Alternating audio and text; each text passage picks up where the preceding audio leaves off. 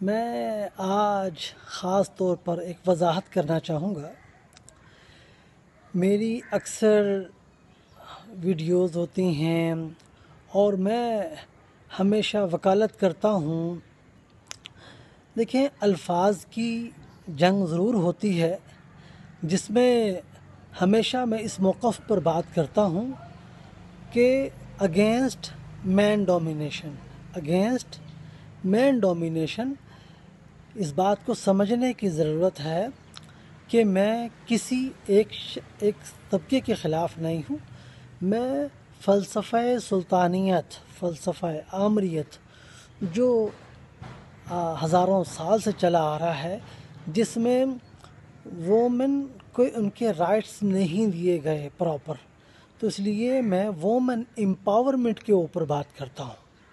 اگر کسی کو اس چیز پر اعتراض ہے، بات ہے، تو اس چیز کو سمجھیے، کیونکہ میری ریسرچ میرے لیے سچ ہے، اور میں اس بات پر واضح کرنا چاہتا ہوں کہ وومن امپاورمنٹ پر میں ہمیشہ بات کرتا رہوں گا۔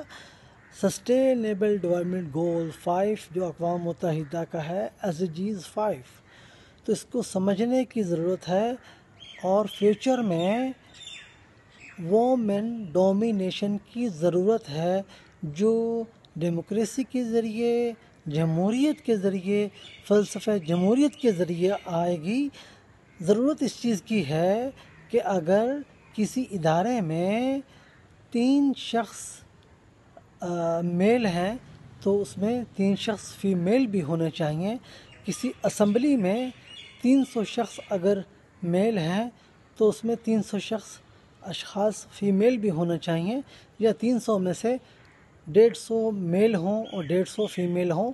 ہم یہ کوشش کر رہے ہیں جینڈر ایکوالٹی ان آل انسٹیٹیوشنز، تو اس لیے میری اس کوشش کو غلط مت سمجھیے گا۔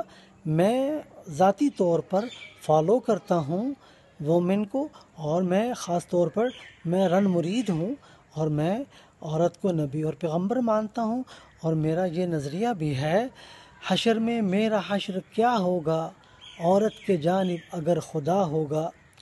تو اس میں میرا لیرک ہے، حشر میں میرا حشر کیا ہوگا عورت کی جانب اگر خدا ہوگا۔ تو اس لیے be with us, David Ariel, singer and researcher, always with you.